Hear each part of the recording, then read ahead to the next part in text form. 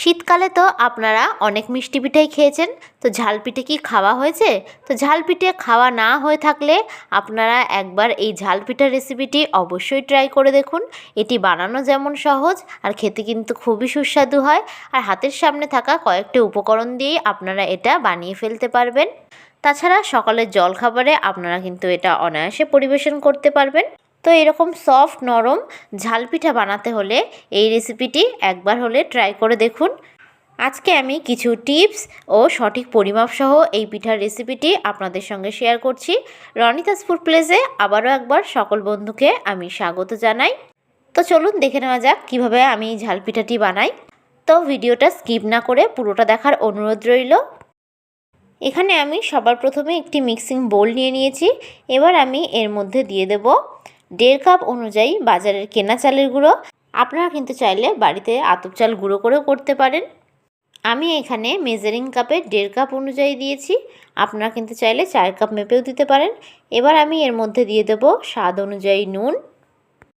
এবার চালের গুঁড়োর মধ্যে নুনটাকে আমি একটা হ্যান্ড মিটারের সাহায্যে খুব ভালোভাবে মিশিয়ে নেব। দেখুন খুব ভালোভাবে কিন্তু আমার মেশানো হয়ে গেছে। এবার আমি এর মধ্যে দিয়ে দেব কুসুম গরম জল। জলটা কিন্তু খুব ঠান্ডাও হবে না, আবার খুব গরমও হবে না। এই পর্যায়ে আমি কিন্তু হাত দিয়ে চালের গুঁড়োটাকে খুব ভালোভাবে মেখে নেব। হাত দিয়ে মাখলে কিন্তু খুব ভালো হয়। সামান্য সামান্য জল দিয়ে কিন্তু আমি চালের গুঁড়োটাকে খুব ভালোভাবে মেখে নেব। আমার এই রেসিপিটা যদি আপনাদের কাছে ভালো লেগে থাকে তাহলে অবশ্যই একটি লাইক করবেন, আমার চ্যানেলটি সাবস্ক্রাইব করে দেবেন ও পাশে থাকা বেল আইকনটা প্রেস করে দেবেন। এতে আমার সমস্ত ভিডিওর আপডেট আপনাদের কাছে খুব তাড়াতাড়ি পৌঁছে যাবে। আর যারা যারা ফেসবুক থেকে দেখছেন তারা রনিতাস ফুড প্লেস পেজটিকে ফলো করে দেবেন। খুবই সামান্য সামান্য জল দিয়ে আমি এই রকম একটা ব্যাটার তৈরি করে নিয়েছি। খুব ভালোভাবে কিন্তু আমি হাত দিয়ে ব্যাটারটাকে ফেটিয়ে নেব। প্রথমে একেবারে জলটা দেবেন না, একেবারে জল দিতে গেলে ব্যাটারটা পাতলা হয়ে যেতে পারে। তো এরকমভাবে একটু একটু জল দিয়ে ব্যাটারটাকে গুলে নেওয়ার চেষ্টা করবেন। ব্যাটারটাকে যত ভালোভাবে মাখা যাবে পিঠেগুলো খেতে কিন্তু ঠিক ততটাই সফট হবে, আর অনেক সময় ধরে কিন্তু পিঠাগুলো নরমও থাকবে। তো দেখুন ব্যাটারটাকে কিন্তু আমি খুব ভালোভাবে গুলে নিয়েছি। সবশেষে আমি জলের পরিমাপটা আপনাদেরকে বলে দেব। এবার এটাকে ঢাকনা চাপা দিয়ে আমি 30 মিনিটের জন্য রেস্টে রেখে দেব। আপনাদের হাতে সময় কম থাকলে আপনারা 15 মিনিটও রাখতে পারেন। 30 মিনিট পর আমি ঢাকনা সরিয়ে নিলাম। এবার একটা হ্যান্ড মিটারের সাহায্যে আমি আবারও খুব ভালোভাবে মিশিয়ে নেব। আমি যেহেতু 30 মিনিট রেস্টে রেখে দিয়েছিলাম সেই জন্য কিন্তু চালের গুঁড়োটা অনেকটাই ফুলে উঠেছে। তো ব্যাটারটা একটু আমাদের ঘন হয়ে গেছে। তো এখানে আমি আবারও সামান্য পরিমাণে কুসুম গরম জল দিয়ে দেব। অবশ্যই কিন্তু কুসুম গরম জল দেবেন, ঠান্ডা জল দেবেন না। এবার আবারও খুব ভালোভাবে আমি মিশিয়ে নেব। ব্যাটারটাকে কিন্তু আমি আবারও খুব ভালোভাবে মিশিয়ে নিয়েছি। একটু সময় ধরে কিন্তু ব্যাটারটাকে ভালোভাবে একটু ফেটিয়ে নেবেন। এবার আমি এর মধ্যে দিয়ে দেব 2 টেবিল স্পুন পরিমাণে ময়দা। ময়দা দেওয়াতে কিন্তু পিঠেগুলো খেতে খুবই সফট হবে। এবার ময়দা দিয়ে আমি আবারও হ্যান্ড মিটারের সাহায্যে খুব ভালোভাবে ময়দাটাকে মিশিয়ে নেব। দেখুন ময়দাটাকে কিন্তু আমি ব্যাটারের সঙ্গে খুব ভালোভাবে মিশিয়ে নিয়েছি। এবার আমি এর মধ্যে দিয়ে দেব একটা ছোট সাইজের কুচিয়ে রাখা পেঁয়াজ ও দিয়ে দেব ঝালের জন্য কাঁচা লঙ্কা কুচি। ঝালটা এখানে আপনারা আপনাদের স্বাদ অনুযায়ী দেবেন।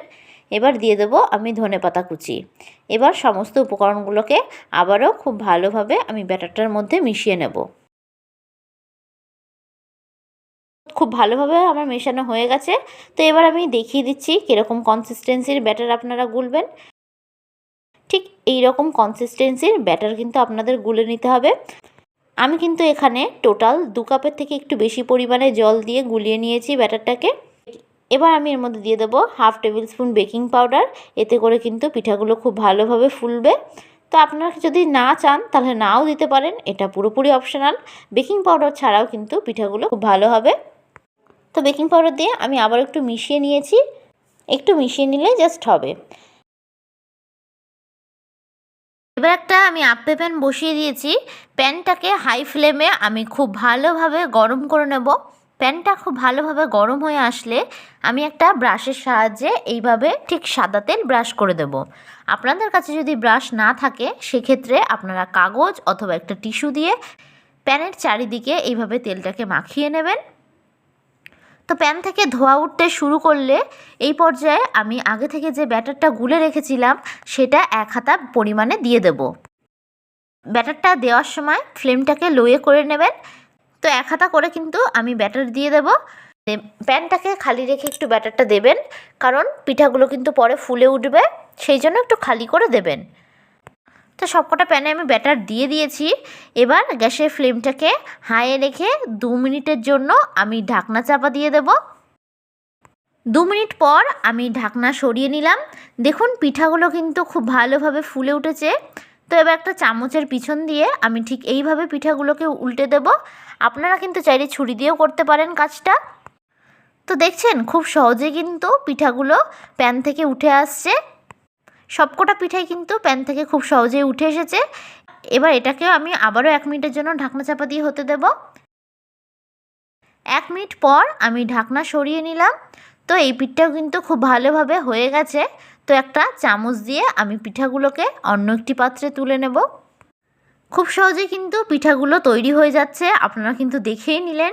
তো পরের পিঠাগুলোকেও ঠিক একই রকমভাবে একই পদ্ধতিতে আমি তৈরি করে নেব। একই রকমভাবে আমি প্যানের চারিদিকে তেল ব্রাশ করে নিয়েছি। এবার 1 হাতা পরিমাণে ব্যাটার আমি সবকটা প্যানে দিয়ে দেব। একঘেয়েমি মিষ্টি পিঠা খেতে ভালো না লাগলে আপনারা এই পিঠার রেসিপিটি অবশ্যই বাড়িতে একবার ট্রাই করতে পারেন। তাছাড়া এটি সকালের জলখাবারেও আপনারা অনায়াসে পরিবেশন করতে পারেন। এই রেসিপিটি কিন্তু বাচ্চা থেকে বড়রা সকলেই খুব পছন্দ করবে।